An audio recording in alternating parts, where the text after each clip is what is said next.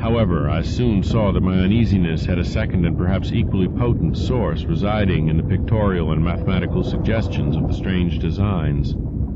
The patterns all hinted of remote secrets and unimaginable abysses in time and space, and the monotonously aquatic nature of the reliefs became almost sinister. Among these reliefs were fabulous monsters of abhorrent grotesqueness and malignity, half ichthyaic and half batrachian in suggestion, which one could not dissociate from a certain haunting and uncomfortable sense of pseudo-memory, as if they called up some image from deep cells and tissues whose retentive functions are wholly primal and awesomely ancestral. At times I fancied that every contour of these blasphemous fish-frogs was overflowing with the ultimate quintessence of unknown and inhuman evil.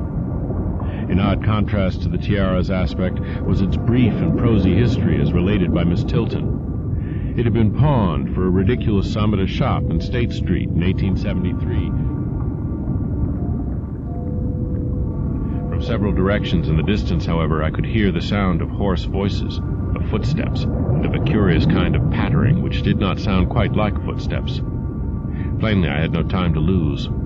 The points of the compass were clear to me, and I was glad that all the streetlights were turned off, as is often the custom on strongly moonlit nights in unprosperous rural regions. Some of the sounds came from the south, yet I retained my design of escaping in that direction.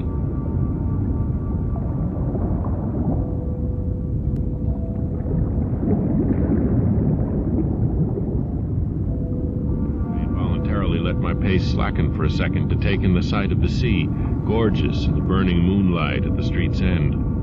Far out beyond the breakwater was the dim, dark line of Devil Reef, and as I glimpsed it, I could not help thinking of all the hideous legends I had heard in the last 34 hours, legends which portrayed this ragged rock as a veritable gateway to realms of unfathomed horror and inconceivable abnormality.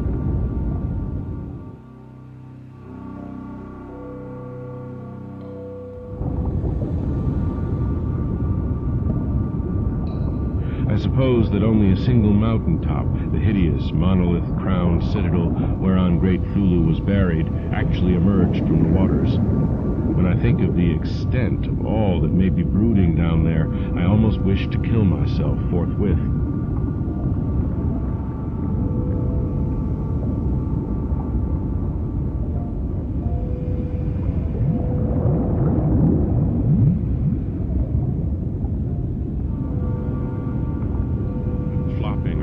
Was monstrous. I could not look upon the degenerate creatures responsible for it. I would keep my eyes shut till the sounds receded toward the west. The horde was very close now, the air foul with their hoarse snarlings, and the ground almost shaking with their alien-rhythmed footfalls. My breath nearly ceased to come, and I put every ounce of willpower into the task of holding my eyelids down. I am not even yet willing to say whether what followed was a hideous actuality or only a nightmare hallucination. The later action of the government after my frantic appeals would tend to confirm it as a monstrous truth.